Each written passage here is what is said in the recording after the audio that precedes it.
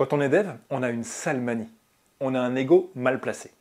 Tu sais, c'est le truc qui fait que quand tu as un problème, tu veux absolument le résoudre tout seul, sans jamais demander d'aide.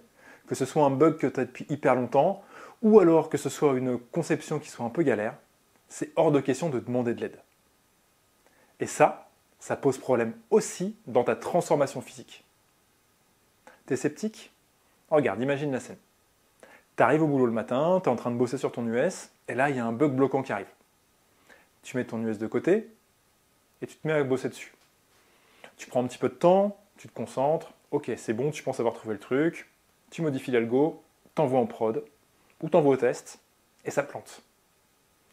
Qu'est-ce que tu as fait? Ça revient. Et là, tu es un petit peu vexé parce que tu n'as pas trouvé la solution. Donc tu essayes un peu autre chose, tu renvoies, ça replante. Donc là, qu'est-ce que tu fais? Si tu es un dev un peu expérimenté, tu passes en mode debug, bien sûr. Tu regardes, tu mets des points d'arrêt, tu penses corriger l'algorithme. Si tu es un débutant, tu joues avec des sysout, mais tu renvoies. Et en fait, tu n'as toujours pas trouvé la solution et tu passes la journée comme ça à faire du ping-pong. Tu rentres le soir parce qu'il faut aller chercher les enfants et s'en occuper, mais tu es toujours bloqué. Donc ça te préoccupe un peu, mais bon, demain est un autre jour, tu vas trouver la solution, c'est obligé. Tu arrives le matin au bureau, tu allumes ton IDE, c'est parti, nouvelle correction, ça plombe toujours. Et en fait, tu poursuis ce manège pendant plusieurs jours. Et au bout d'un moment, un peu blasé, un peu dégoûté, piqué dans ton ego, bah, tu fais l'autre solution. Tu vas sur Google, Stack Overflow, éventuellement tu demandes à Copilote, et là c'est parti, tu essayes un peu tout et n'importe quoi. Et arrive un moment où tu copies-colles, tu envoies, et ça y est, ça marche.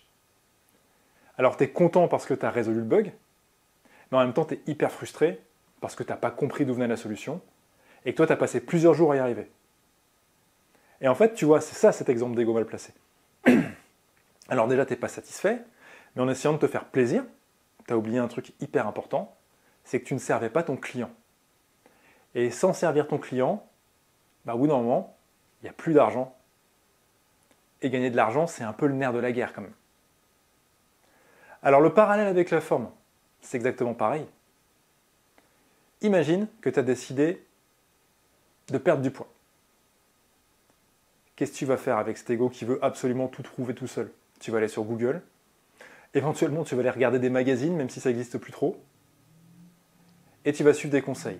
Peut-être que tu vas appliquer le no pain, no gain, que tu vas avoir un déficit calorique en comptant tes calories très très fort, en te privant, en faisant du cardio tous les jours, et en allant à la salle 4 fois par semaine, au moins 1 heure, parce que c'est comme ça qu'il faut faire. En fait, tu vas finir par te cramer, tu vas pas avoir de résultat, ça va te dégoûter. Donc tu vas chercher autre chose. Tu vas l'appliquer, tu vas recommencer. Encore et encore. Ça te rajoute une charge mentale. Cette charge mentale, elle peut avoir un impact sur tes perfs au travail, parce que ton cerveau est occupé, et vraiment ton ego est piqué, et il t'empêche de vouloir avancer. Et il y a un truc qui est pire en fait, dans le dev, c'est ton domaine de compétence, donc tu es plutôt expert là-dedans. Mais dans le fitness, comment est-ce que tu peux savoir quel est le bon conseil? Comment tu peux savoir qu'est-ce qui te correspond? Est-ce que tu es assez pertinent pour voir que le programme que tu as sur ton appli ou que tu regardes sur ton hit YouTube, il est bon, il est cohérent, il va résoudre ton problème? Je suis désolé de te dire ça, mais tu ne peux pas le savoir parce que tu n'as pas de recul. Donc tu vois, avec cet ego-là mal placé, tu te mets un vrai frein pour tes résultats. Alors j'aimerais que tu te dises une chose. En fait, ce n'est pas un aveu de faiblesse de demander de l'aide. C'est ok de demander à un collègue comment il résoudrait l'algo. C'est ok de te faire relire par un lead dev.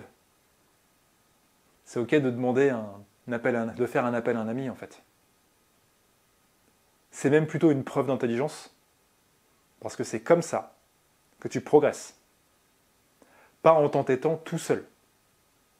Alors dans le fitness, c'est exactement pareil. Quel que soit le problème que tu veux résoudre, je te conseille vraiment d'accepter de te faire accompagner. Accepter ton incompétence. C'est comme ça que tu vas progresser. Comme pour le dev, applique des principes simples et globaux. Et n'oublie pas qu'il faut partir de ton point de départ. Donc avec l'exemple que je t'ai donné tout à l'heure, restriction calorique à gogo, cardio et muscu, c'est peut-être trop loin de ton lifestyle actuel. Vaut mieux commencer avec 5 minutes de mobilité par jour, une séance d'entraînement à la maison, globale qui travaille tout ton corps, mais surtout, fais-toi accompagner pour être mis sur les rails. J'ai un client qui bossait avec une appli, et en fait au début il était content parce qu'il progressait. Et au bout d'un moment il a senti qu'il a stagné. Et quand on a commencé à bosser ensemble, il a compris pourquoi. La progression n'était pas bien réfléchie, il n'avait pas en plus de feedback technique, donc il y avait quelques petits ajustements à faire. Et finalement, il tournait en rond et ne progressait pas. Donc, il vaut mieux partir comme ça. J'ai aussi une personne qui a acheté mon e-book Pilote Auto à 7 €. Et en fait, en appliquant juste les concepts, en se laissant guider par le cadre, ce cadre minimaliste, elle a perdu 1 kg alors qu'elle n'arrivait pas à le perdre. Juste en faisant confiance au processus. Donc pour revenir à ça, si tu veux progresser, mets ton ego de côté, accepte que tu n'es pas encore compétent, prends ton point de départ et fais un premier pas pour te mettre en action. Mais applique quelque chose de simple, qui semble cohérent et suffisamment longtemps pour avancer. Donc si tu veux vraiment te transformer, lâche ce mindset débile. Tu as le droit de te faire aider. Si tu veux que je t'accompagne, tu peux me contacter sur LinkedIn. Et sinon, je te retrouve bientôt pour une prochaine vidéo. Allez, ciao!